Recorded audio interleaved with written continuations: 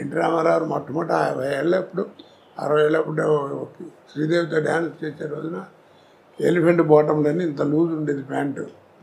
అది వేసుకుని రోడ్డు మీద నడుస్తుంది, దుమ్ము నడిచేది. అదే డ్యాన్స్ చేస్తుంటే అబ్బా రామారావు ఏం చేశాడు, దుమ్ము లేకొట్టాడు డ్యాన్స్ అని. పిచ్చిదనం మన చిన్నతనం కదా. ఆ తర్వాత ఏమైంది, టైట్ ప్యాంట్ వచ్చింది. ఇప్పుడు ఎంత వచ్చింది, చించుకోవడం వచ్చింది. చక్కటి వాడు 1000 రూపాయలు పెట్టి ప్యాంటు కొనుక్కోవడం, ఇక్కడ అక్కడ మోకాళ్ళ మీద అక్కడ వాళ్ళే చింపుకుంటున్నారు. అవును, చింపుకుంటున్నారు.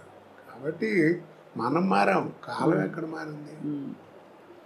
అది జనరేషన్ మార్పు అంటారు, అన్నీ ఒకటిదే. ఈ మధ్య వచ్చిన సార్ సినిమాలు ఏమన్నా మీరు థియేటర్లో చూడడం వీలైందా, మీకు వీలు పడిందా? ఏది ఈ మధ్య వస్తున్న సినిమాలని థియేటర్లో చూడడం వీలు పడిందా? సలార్ వచ్చింది, అంతకుముందు పుష్ప, ఏమి అసలు? ఎందుకంటే వెళ్ళినా మన సుఖం ఉండదు. ఏం కోటగారు ఈ మధ్యన రావట్లేదు, ఏంటి మీరు లేరు సినిమాలు, అది ఇదని ఈ ప్రశ్నలు ఎక్కువ అవుతాయి. మన చూడని ఎవరో వాళ్ళు సరిగ్గా చూడరు, అందుకని దూరంగా ఉంటాం. అందుకని దేవుడి దగ్గరికి వెళ్తానికి కూడా నాకు భయం. ఎందుకంటే వాళ్ళ కాన్సన్ట్రేషన్ పాడవుతుంది. అది అవును అవును. కానీ సార్ మీకు నచ్చుతున్నాయా ఈ మధ్య వస్తున్న సినిమాలు? మీరు ఏం వింటున్నారంటే అప్పటికి ఇప్పటికి ధోరణి మారింది, అంటే టెక్నికల్ ఆస్పెక్ట్స్ బాగా ముందుకు వెళ్ళిపోయాయి, దూసుకెళ్ళిపోయాయి అంటున్నారు కదా సార్?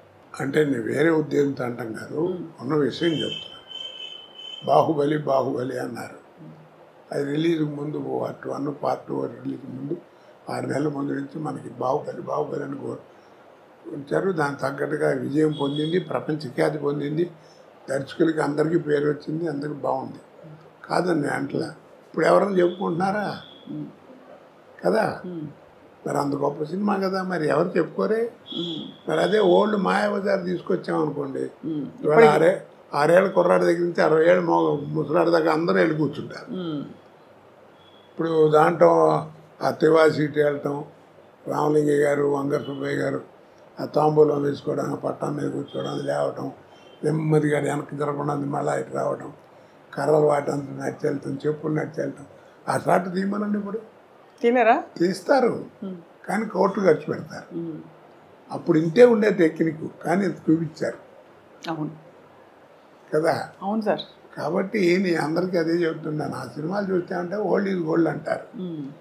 మీకు ఓల్డ్ ఈజ్ గోల్డ్ అనే తెలుసురా, మీరు తెలుసుకుని గుర్తుపెట్టుకోవాల్సింది ఒకటి ఉందన్న. ఏమిటన్నాడు, గోల్డ్ నెవర్ బికమ్ ఓల్డ్. అద్భుతం. అవును, గోల్డ్ నెవర్ బికమ్ ఓల్డ్, అందుకే పాత బంగారం అంటారు.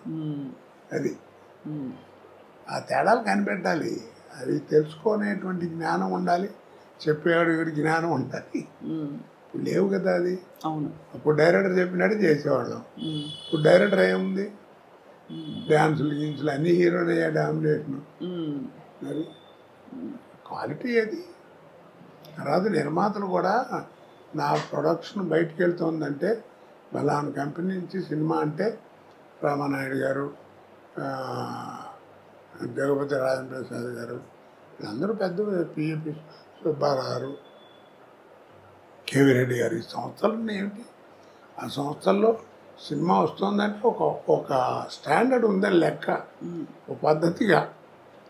నువ్వు కనిపెట్టారు లేదు, ఎవరు చెప్పరు ఈ విషయం, ఎవరు ఇప్పుడు నువ్వు విజయ సంస్థ సినిమాలన్నీ చూసావు కదా, ఏ సినిమాల్లో ఉన్న మనిషి చచ్చిపోవడం కానీ తగలేయడం కానీ చూపించారు నీకు? ఏంటి చెప్పు. మీరు చెప్తుంటే మరింత స్ఫురిస్తోంది. అదే మీరు చెప్తుంటే గుర్తొస్తోంది, అది చేయలేదని. ఎక్కడన్నా ఉందో ఏ సినిమాలో అన్నా లేదు కదా.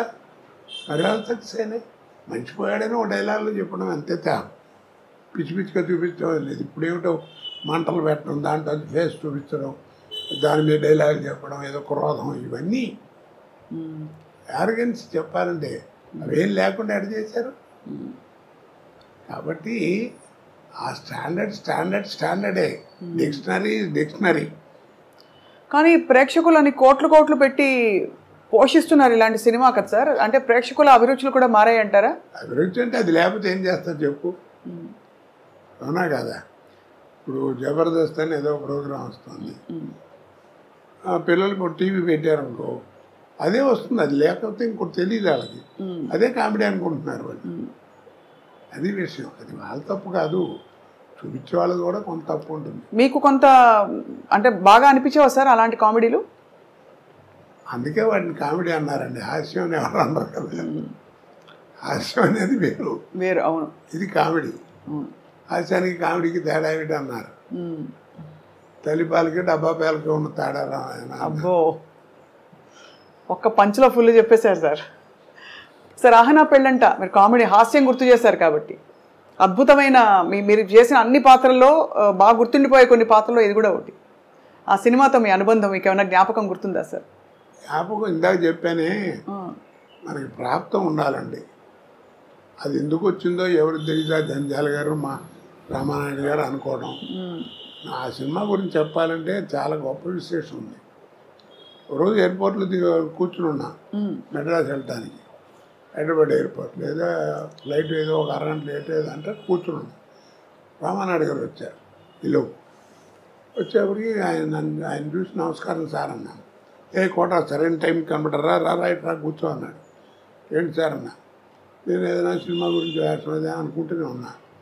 ఏ కోట ఏం లేదు, జంజాల నేను 20 రోజుల నుంచి మదన పడుతున్నాం, పోటాడుకుంటున్నాం. ఓ సినిమా ఇప్పుడే ఫైనలైజ్ అయింది.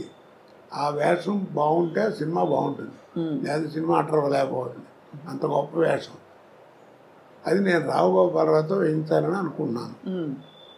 జంజాల గారు వద్దన్నాడు. ఏమిటనంటే చివరికి నేను కన్విన్స్ అయ్యాను. ఎందుకు వద్దన్నావు, కరెక్ట్గా చెప్పని చెప్పాను, ఇందాక మధ్యాహ్నం చెప్పాడు అన్నాడు. ఏంటన్నాడు. గోపాలరావు నువ్వు ఎంత అగ్లీగా తయారు చేసినా ఆయన మొహం రిచ్గానే కనపడుతుందండి. ఆ కలరు అది ఆ వ్యవహారం అది చూడంగా నికృష్లా కనపడే ఫేస్ కావాలి, అది ఆయనతో కాదు, నా మాట వినండి, నేను కోటతో ఇస్తాను అన్నాడు. అయ్యో, ఆ ఫేస్లో ఆ వాల్యూ ఉండాలి, అది నటుడి యొక్క లక్షణం, అది కనపడాలి అని అన్నాడు. కన్విన్స్ అయ్యాను. ఆ వేషం నువ్వు చేయాల్సి వస్తుంది, ఒక 20 రోజుల దాకా కావాల్సి వస్తుంది, డేట్లు జాగ్రత్త ఇవ్వు, చాలా మంచి వేషం అన్నాడు. అలాగే అన్నాను, వేషం చేశాను, అయిపోయింది. మీకు తెలిసేంత అఖండమైన విజయం. ఓపెనింగ్ ఫ్లోర్ ఇక్కడ రామానాయుడు గారు స్టూడియోలో ఫ్లోర్ ఓపెనింగ్. ఆ ఫ్లోర్ ఓపెనింగ్కి నేదురుమిల్లి జనార్దన్ రెడ్డి గారు అప్పుడు చీఫ్ మినిస్టర్ ఓపెనింగ్ వచ్చాడు. రిబ్బన్ కత్తిరించబోతుంటే నాయుడు గారు ఒక్క నిమిషం ఆగించారని, ఏ కోటాకి ఉన్నాడు పిలవండి అన్నాడు. ఏంటి నన్ను పిలుస్తున్నాడు, నేను వెళ్ళి ఉంచున్నాను. వీడి సినిమాలు చూస్తుంటారు, వీడి తంతు ఉంటాడు, ఇంకోటి ఉన్నాడే వాడు, వీళ్ళిద్దరు కామెడీ భలే ఉంటుందని సరదాగా మాట్లాడాడు. సరే ఈ లోపల టైం మొత్తం పోతుంది, ముహూర్తం కట్ చేశారు, అయిపోయింది. నేను అన్నాను, ఏంటి సార్ అక్కడే ఉన్నారు మినిస్టర్ గారు చీఫ్, ఏంటి సార్ నన్ను పిలిచారన్నా అన్నాడు. మర్చిపోయానని చెప్పడం, ఈ ఫ్లోర్ వీడిదేనండి అన్నాడు నాయుడు గారు. అదేమిటి అన్నాడు.